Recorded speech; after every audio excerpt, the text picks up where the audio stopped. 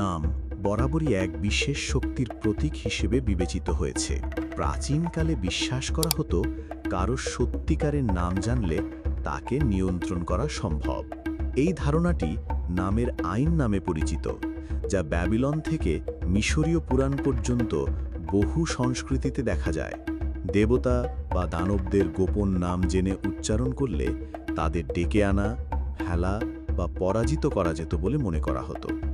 এমনকি রূপকথার গল্পেও, যেমন রাম্পলস্টিলস্কিন, সঠিক নামটি বলেই জাদু ভেঙে যায় এবং ক্ষমতার ভারসাম্য বদলে যায়। যদিও এসব গল্প এখন কল্পকাহিনী মনে হতে পারে, আধুনিক মনোবিজ্ঞানও প্রমাণ করেছে যে নাম এখনও মানুষের জীবনে গুরুত্বপূর্ণ প্রভাব ফেলে। গবেষণায় দেখা গেছে মানুষের নাম প্রথম ধারণা তৈরি করে, চাকরির সুযোগকে প্রভাবিত করে, এমনকি ব্যক্তি নিজেকে কেমন দেখেন তাও নির্ধারণ করে। সহজে উচ্চারণযোগ্য নামধারীরা অনেক সময় বেশি ইতিবাচক মূল্যায়ন পান। এমনকি আমরা নিজের নামের সাথে থাকা পেশা বা বসবাসের জায়গা পছন্দ করার প্রবণতাও দেখায়।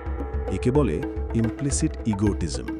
আজকের ডিজিটাল যুগে, যেখানে ইউজার নেম, ব্র্যান্ড এবং অনলাইন পরিচয় আমাদের আত্মপ্রকাশের বড় মাধ্যম, সেখানে একটি নাম বেছে নেওয়া বা পরিবর্তন করাও হয়ে উঠেছে আত্মনির্ধারণের এক শক্তিশালী মাধ্যম।